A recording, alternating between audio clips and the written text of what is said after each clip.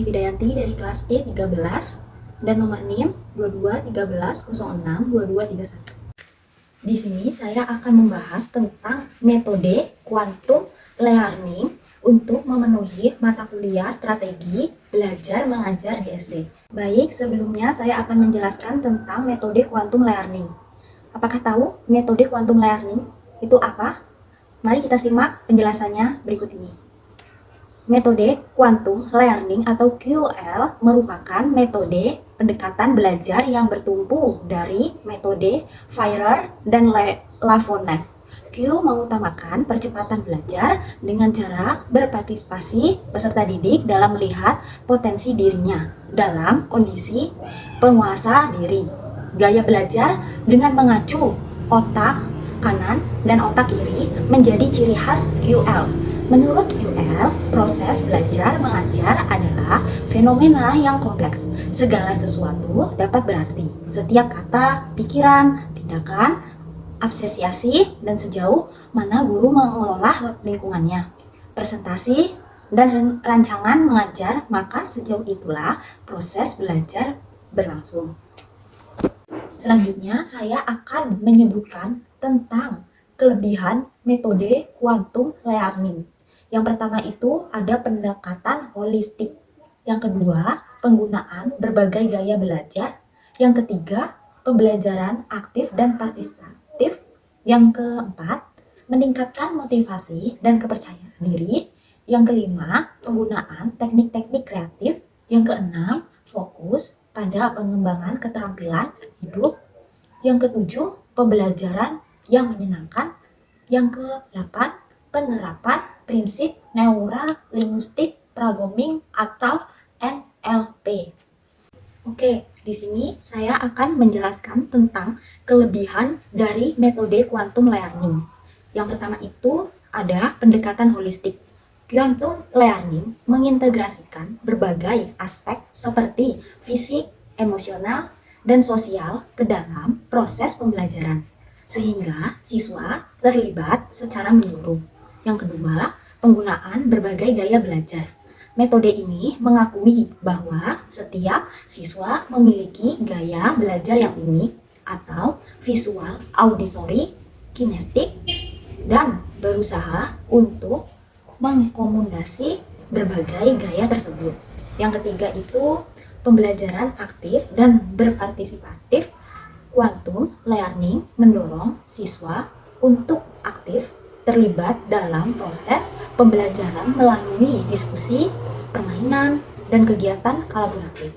Yang keempat, meningkatkan motivasi dan kepercayaan diri dengan menciptakan lingkungan belajar yang positif dan mendukung. Quantum learning membantu meningkatkan motivasi dan percaya diri kepada siswa. Baik, selanjutnya yang kelima ada penggunaan teknik-teknik kreatif. Quantum learning menggunakan berbagai teknik kreatif seperti cerita, analog, musik, dan visualisasi untuk membuat konsep-konsep sulit menjadi lebih mudah dan diingat. Yang keenam, ada fokus pada pengembangan keterampilan hidup. Selain pengetahuan akademis, quantum learning juga menekankan pengembangan keterampilan hidup seperti berpikir kritis, komunikasi, kerjasama, dan manajemen waktu. Yang ketujuh itu ada pembelajaran yang menyenangkan dengan menciptakan suasana yang menyenangkan dan mendukung. Quantum learning membuat siswa lebih menikmati proses belajar. 8. Menerapkan prinsip neurolinguistik programming atau NLP. Quantum learning sering menggunakan prinsip-prinsip NLP untuk membantu siswa mengatasi hambatan belajar, meningkatkan keaktifan belajar. Selanjutnya, saya akan menyebutkan apa saja kekurangan metode quantum learning. Yang pertama itu keterbatasan penerapan, yang kedua waktu dan sumber daya, yang ketiga kesesuaian dengan kurikulum, yang keempat efektivitas dan beragam, yang kelima kurangnya bukti empiris, yang keenam ketergantungan pada motivasi internal. Selanjutnya di sini saya akan menjelaskan tentang kekurangan dari metode quantum learning ini. Yang pertama itu ada keterbatasan penerapan. Quantum learning memerlukan pelatihan khusus bagi para pendidik untuk mendapatkan penerapan metode ini secara efektif. Tidak semua guru atau pendidik memiliki akses atau kesempatan untuk mengikuti pelatihan ini, sehingga penerapan bisa menjadi tidak rata. Yang kedua itu ada waktu dan sumber daya. Implementasi quantum learning bisa memakan waktu dan sumber daya yang cukup besar. Membuat lingkungan belajar yang sesuai dengan prinsip quantum learning seringkali membutuhkan penataan ulang ruang kelas, penyediaan alat dan bahan belajar yang mendukung, serta waktu tambahan untuk melaksanakan kegiatan pembelajaran tersebut. Yang ketiga itu ada kesesuaian dengan kurikulum. Kurikulum yang ketat dan padat seringkali menyulitkan penerapan metode quantum learning ini. Guru mungkin merasa kesulitan untuk menyesuaikan pendekatan ini dengan tuntutan kurikulum yang harus diselesaikan dalam jangka waktu yang terlalu dekat. Selanjutnya, yang keempat itu ada efektivitas yang beragam. Tidak semua siswa merespon dengan baik terhadap metode quantum learning ini. Setiap siswa memiliki gaya belajar yang berbeda, dan sementara beberapa mungkin menemukan metode ini sangat membantu. Yang lain mungkin tidak merasakan manfaat yang sama. Metode ini mungkin lebih efektif pada kelompok siswa tertentu daripada kelompok siswa yang lain. Yang kelima itu ada kekurangan bukti empiris.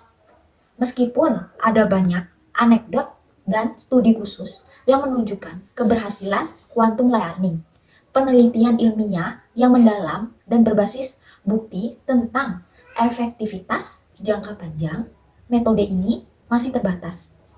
Hal ini membuat beberapa pendidik dan ahli skeptik terhadap klaim keberhasilan yang dibuat oleh pendukung metode ini. Yang keenam, ada ketergantungan pada motivasi internal. Quantum learning sangat menekankan pada motivasi dan keterlibatan siswa dalam proses belajar. Namun, siswa yang kurang bermotivasi atau yang menghadapi berbagai masalah pribadi dan lingkungan mungkin tidak sepenuh terlibat dalam metode ini, sehingga hasil belajarnya tidak dapat optimal.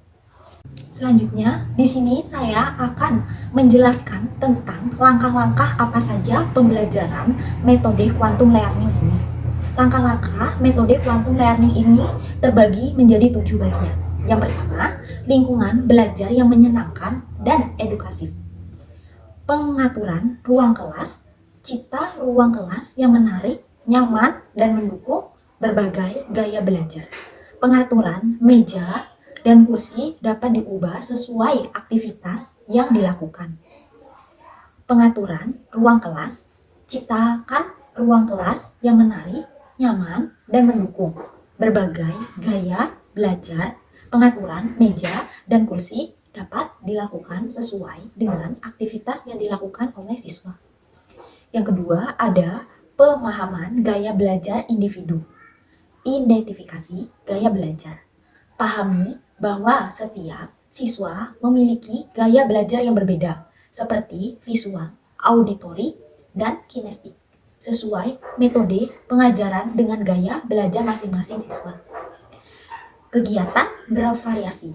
Kegunaan berbagai metode pengajaran seperti diskusi, kelompok, permainan, proyek, dan presentasi untuk mengakomodasi semua gaya belajar. Yang ketiga, ada pemahaman yang aktif dan kolaboratif.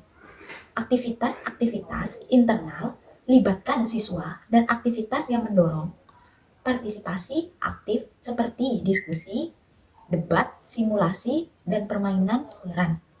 Kerja kelompok, dorong kerjasama antara siswa melalui tugas kelompok dan proyek kolaboratif. Hal ini dapat meningkatkan keterampilan sosial dan kemampuan kerjasama pada siswa tersebut. Selanjutnya, yang keempat itu ada Penguatan positif dan motivasi. Pujian dan penghargaan. Berikan pujian dan penghargaan secara konsisten untuk memotivasi siswa.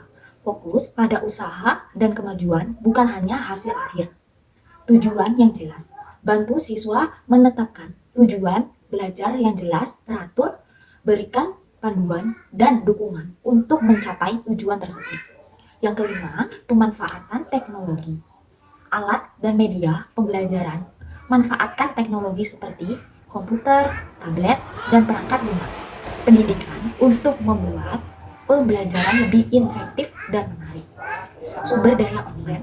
Arahkan siswa untuk menggunakan sumber daya online yang relevan dan berkualitas untuk memerlukan pengetahuan mereka.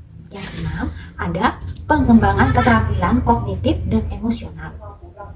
Peningkatan keterampilan berpikir, ajarkan keterampilan berpikir kritis, pemecahan masalah, dan keaktifan melalui latihan dan tantangan yang memaksimulasi stok.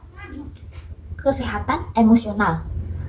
Bantu siswa mengembangkan keterampilan emosional seperti menajamkan stres, empati, dan kerja sama melalui kegiatan relevan dan bimbingan.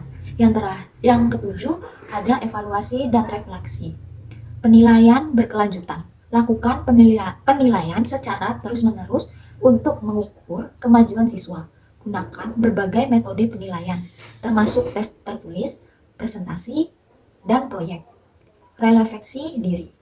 Seorang siswa untuk melakukan refleksi diri, mengenakan apa yang telah mereka pelajari dan bagaimana mereka bisa meningkatkan dirinya sendiri. Atasi kekurangan metode quantum learning ini. Yang pertama itu ada penyesuaian dengan kurikulum lokal. Yang kedua, pelatihan dan pengembangan guru. Yang ketiga, sumber daya dan infrastruktur.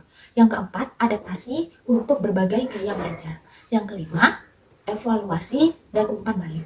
Yang keenam, manajemen kelas. Yang ketujuh, integrasi dengan teknologi. Dan yang terakhir itu ada motivasi untuk siswa. Oke, di sini ada pembahasan cara mengatasi quantum learning yang sebelumnya. Baik, yang nomor 1 itu ada penyesuaian dengan kurikulum lokal. Masalah quantum learning mungkin tidak sesuai dengan kurikulum lokal yang sudah diterapkan. Solusi integrasi prinsip quantum learning dengan standar kurikulum lokal, sehingga metode ini dapat diterapkan tanpa harus mengorbankan pencapaian akademik yang diharapkan. Yang kedua itu ada pelatihan dan pengembangan guru. Masalah, guru mungkin kurang terlatih dalam menerapkan metode quantum learning secara efektif. Solusinya, sediakan pelatihan dan workshop secara berkala untuk guru agar mereka memahami dan mampu menerapkan teknik-teknik quantum learning dengan baik. Yang ketiga itu ada sumber daya dan infrastruktur. Masalahnya, implementasi quantum learning mungkin memerlukan sumber daya yang lebih besar, seperti alat bantu pembelajaran dan teknologi. Solusinya, sekolah dan institusi pendidikan harus mengalokasikan anggaran untuk menyediakan sumber daya yang diperlukan. Selain itu, bisa memanfaatkan sumber daya yang sudah ada secara kreatif. Yang keempat, adaptasi untuk berbagai gaya belajar. Masalahnya, tidak semua siswa memiliki gaya belajar yang sama, sehingga beberapa mungkin tidak merespon baik terhadap pendekatan quantum learning. Solusinya itu lakukan asesmen awal untuk memahami gaya belajar masing-masing siswa dan sesuaikan pendekatan quantum learning untuk memenuhi kebutuhan individual mereka. Selanjutnya yang kelima ada evaluasi dan umpan balik. Masalahnya, kurangnya evaluasi yang berkonsisten dan umpan balik dapat menghambat perbaikan metode. Solusinya itu lakukan evaluasi berkala terhadap penerapan metode quantum learning dan kumpulkan umpan balik dari siswa dan guru untuk terus memperbaiki dan menyesuaikan pendekatan ini. Yang keenam, manajemen kelas. Masalahnya, quantum learning yang inventif dan dinamis mungkin menimbulkan tantangan dalam manajemen kelas. Solusinya, guru perlu mengembangkan strategi manajemen kelas yang efektif untuk memastikan suasana belajar tetap kondusif sambil menjaga keterlibatan siswa. Selanjutnya, yang ketujuh itu ada integrasi dengan teknologi. Masalahnya, teknologi yang dibutuhkan untuk quantum learning mungkin tidak selalu tersedia atau tidak optimal digunakan. Solusinya itu memanfaatkan teknologi yang ada secara maksimal dan latihan guru serta siswa dalam menggunakan teknologi tersebut untuk mendukung proses belajar. Yang terakhir itu ada motivasi siswa. Masalahnya, quantum learning menuntut partisipasi aktif siswa yang bisa menjadi tantangan jika siswa kurang bermotivasi. Solusinya itu kembangkan program motivasi dan keterlibatan siswa, seperti pengakuan terhadap prestasi, aktivitas yang menyenangkan dan mendekat yang relevan dan kehidupan sehari-hari siswa tersebut. Baik, itu saja penjelasan dari saya tentang metode quantum learning. Apabila ada kesalahan kata, saya mohon maaf dan undur diri. Sekian pemaparan dari materi saya ucapkan terima kasih. Assalamualaikum warahmatullahi wabarakatuh.